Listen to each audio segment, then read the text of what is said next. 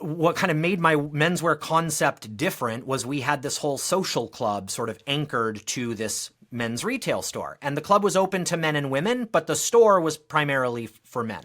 So we sold, suits, ties, jeans, dress shoes, accessories, cigars, wine and spirits. We had a single chair barbershop, shoe shine stand, etc. And in the club, to me, it was all about experience and hospitality. So we would frequently teach guests how to saber champagne.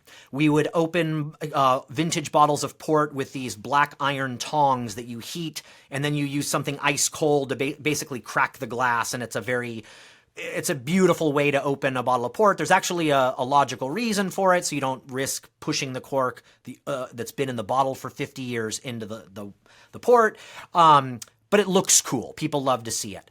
And so kind of blending those things that I learned in hospitality and sort of taking it to software.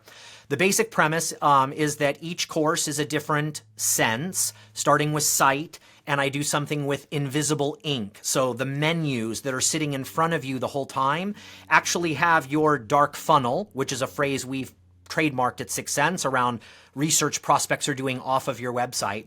So BombBomb's dark funnel would be printed on your menu, but it looks like a normal dinner menu to you until we dim the lights. We hand out these UV flashlights, and then you shine the flashlight on it, and all of a sudden the whole room goes crazy because now they had no idea it was sitting in front of them the whole time. So then similar things with the sense of smell. We do some things with wine aroma kits. With taste, it's all about the different flavors in the entrees. With touch, we do this thing with sugar cookies that have forms where you need to fill out the form with an edible pen.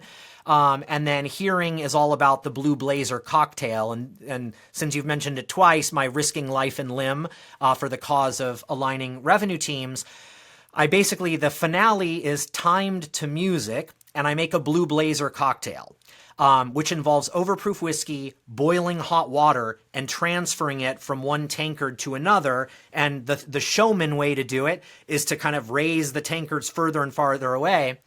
And so the first or second time I did it at this dinner, this is when I did it with Microsoft, I gave myself second-degree burns. It's a complicated story as to why, but my hand was burned badly for a good couple of weeks before it returned to normal. This was despite lots of practice. It never went wrong in practice, and I got cocky. So I haven't burned myself at 6sense yet. I haven't burned down a restaurant yet or anything. But that's what I mean. But I am literally risking life and limb for the cause. And I think what's made the dinner successful is it's not just about the dinner theater. There's a lot of substance in the dinner. You're going to leave having learned a lot because all the theater is incorporated into content, which is the same thing I had done at Microsoft. At Microsoft, I was selling their dynamic CRM product, and so the dinner was basically guided by their CRM modules for sales, marketing, customer service, field service, etc.